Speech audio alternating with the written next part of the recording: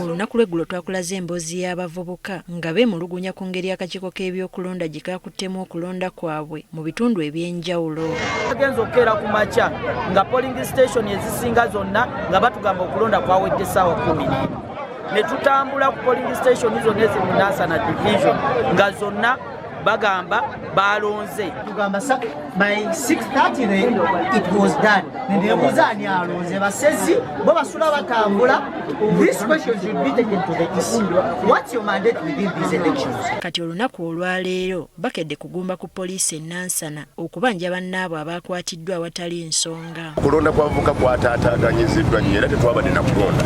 Era meeya kyabadde abanyonyola kyadde ekituufu nti abantu mu kitundu kyange tebalonze nsaba tuteeketeeko okulonda okulala. Ebyakidde nga kwe kumukwata n'okutiisatiisa n'okugobawo abalala baleme kulabira ku ye na kunywera. Wabula oluvannyuma lwa poliisi okuta abakwatiddwa bano basazeewo okukuba olukuŋŋaana okukubaganya ebirowoozo ku kye bazzaako oluvannyuma lw'okulemesebwa okulonda.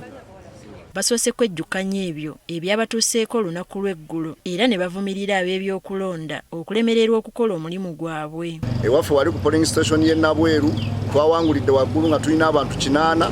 In fact twayisemu nga tulionya opposite aba NUP.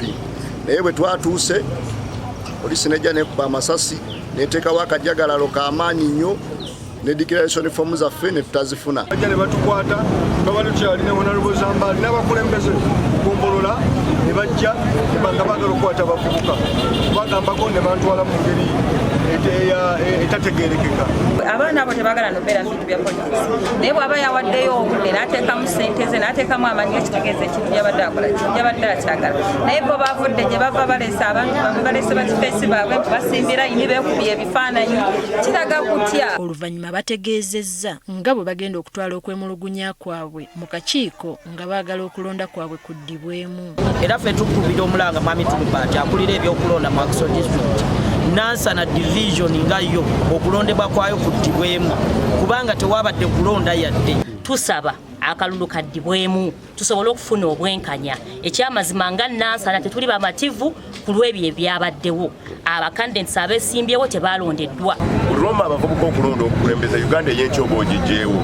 Abavubuka mubaleke beerondera abakulembeza bakkiriziganya nabo okusinga okubateekamu abantu n'okulonda bitategeera bulungi. Okusinziira ku bano, Nansana division erimu ebyalo 23 nga ku bino ebyalo bitono nnyo ddala ebyasobodde okulonda obulungi. Ebitundu ebisinga nti arrival time eyabeesimbyewo n'abalonzi etandikira ku ssaawa emu ne mutuwa program engeri tulina okutandikiramu. Ebifo ebisinga beerangiridde ku ssaawa 11. Ani yabawadde obuyinza? Kyokka ye atwala ebyokulonda mu disitulikiti y'e Wakiso ategeezezza nti tannafuna kwemulugunya kwonna okuva mu bantu bano.